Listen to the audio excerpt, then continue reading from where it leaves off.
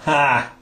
I started without you because I couldn't get over here and show you this area very well with me being in the way. But I'm glad I had that blue tape up there. That worked out really good. And there were some fairly large gaps right up against the wall in certain areas. And I had to use my putty knife in certain areas, almost using that material like quickset because there's no sand in it, so it's just powdery substance, and you just kind of press it in there.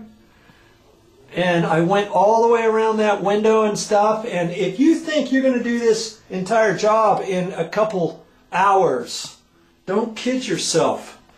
I am soaked. I've got a second t-shirt on, and I'm already into it quite a few hours. I think I started at like 9 o'clock, but running the tape and putting the craft paper down and all that kind of stuff and getting ready. It's already 2 o'clock, and I've got all the tedious stuff done. I went around that window. I went up along that edge, the trim around the window. And then I had to go and catch that behind the toilet on up to the bottom of the window right there. And then there's a door down there because this is a jacuzzi tub, and they put it right in the tile. See the hinges right there? So the door swings out, so I had to go around that real careful. I had to go down at the bottom edge, and I'm glad I put the masking tape down at the bottom edge.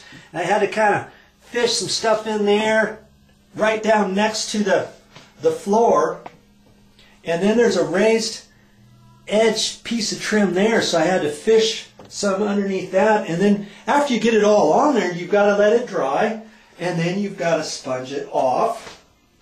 And so it all takes time, especially, see right here along where this door is, I had to do that, and they had some big gaps there up against the edge there, and I ran that with my putty knife and fished it up there. And then I had to be careful up at the ceiling line, and just one thing after another. This takes a while, and I'm not sure how else I could do it. You know, I just mix it up in this pan, and I take that knife and I put some on that sponge trowel. And had I had a choice, this sponge trowel here is kind of it's really flexible, and see that the edge is already kind of turning up a little bit, and so is this edge, just a little bit.